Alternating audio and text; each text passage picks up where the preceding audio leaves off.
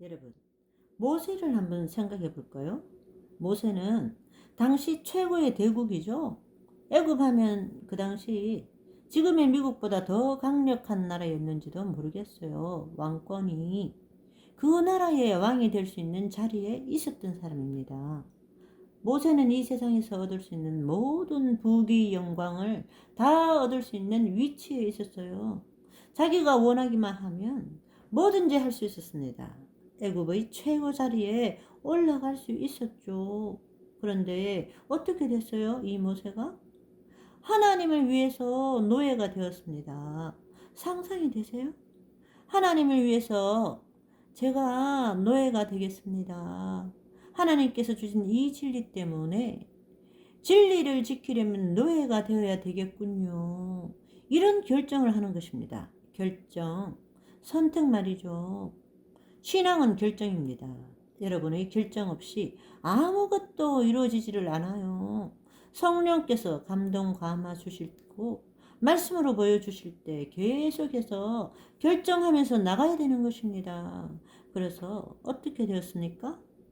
하나님께서 이 애굽에서 그 높은 학문으로 이것저것 나쁜 버릇 갖고 있고 교만해져 있던 이 모세를 광야로 옮기셔서 40년 동안 훈련시키잖아요. 그래서 훈련받기 위해서 40년 동안 광야에서 궁핍하게 살았습니다.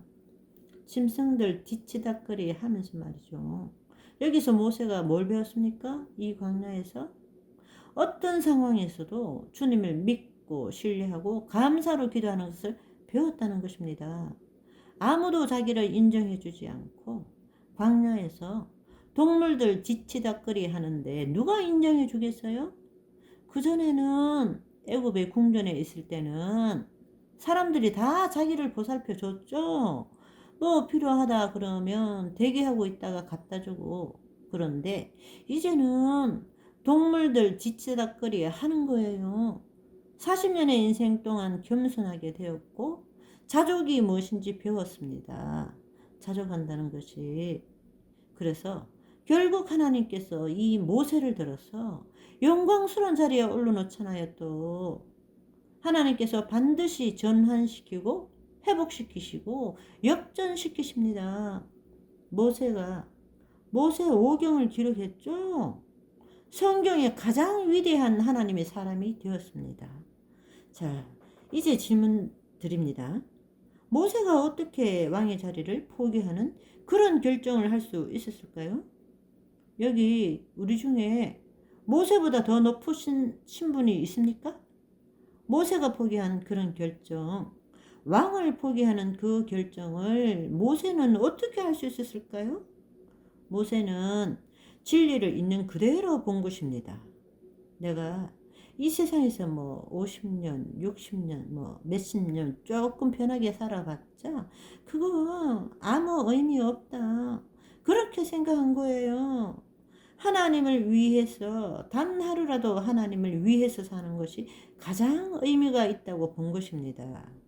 그리고 영원히 내가 사랑하는 그 주님과 영원히 하늘에서 함께 살 수만 있다면 이 왕의 자리가 뭐냐? 아무것도 아니다. 이렇게 생각하는 거예요. 여러분, 이 세상에서 조금 더 잘 먹고 조금 더 좋은 집에 살고 아웅다웅 하는 것보다 영원한 행복을 바라보고 사세요. 그러면 우리 마음에 감사와 평강이 생기는 것입니다. 이제 우리도 결정해야 됩니다. 그죠? 성령께서 여러분 속에 말씀하실 거예요. 내가 이제 무엇을 선택해야 되는 거구나. 모세가 한 그런 결정이 우리의 인생 가운데도 이루어져야 한다는 것입니다. 왜 모세만 결정하고 우리는 결정 안 해야 돼요? 너무 이상하잖아요. 왜 바알만 결정해야 되냐고. 나는 바알만 보고 따라가고 나는 아무런 결정도 안 하고 성경에 그런 것은 없습니다.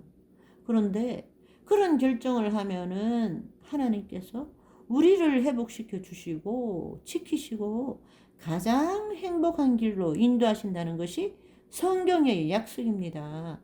그런데 이것이 보이지 않기 때문에 믿음으로 하라는 것입니다. 보이지 않는 것을 믿음으로. 자, 자족한다는 말을 한번 생각해 볼까요? 자족? 자족이 뭐예요?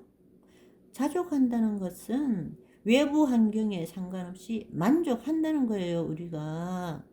내가 외부 환경이 어떻게 돌아가든지 상관없이 늘 만족하는 것. 환경이 좋을 때는 만족하고 환경이 좋지 않을 때는 불만족하고, 이게 아니에요. 자족은 그런 것하고 상관없이 늘 만족하는 것입니다. 자족이라는 것은 다른 사람이 만들어주는 것이 아니에요. 자족이라는 것은 하나님께서 내 마음속에 만족을 넣어 주시는 거예요. 내가 돼지우리에 있든지 내가 왕궁에 있든지 하나님께서 내게 만족한 마음을 주시는 것입니다. 이것이 자족입니다.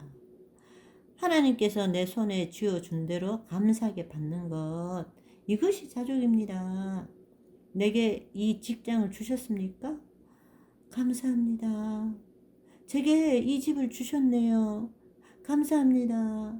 제게 이 학벌을 주셨네요. 감사합니다, 아버지. 하나님께서 내 손에 주는 걸 감사하게 받는 거예요. 그런데 우리가 내 손에 있는 것을 보지 못하고 다른 사람의 손에 있는 것을 보고 자꾸 부러워했죠. 남의 떡이 더 커 보인다 하면서 남의 고기 한 점이 내 고기 10점보다 낫다. 자꾸 남의 손에 들어있는 것을 자꾸 들여다보면서 저게 왜 내 손에 안 들어오는 걸까? 여기서부터 무너지는 거예요. 대부분의 사람들이 그래요. 사촌이 땅 사면 배가 아프다. 자기도 땅이 있으면서.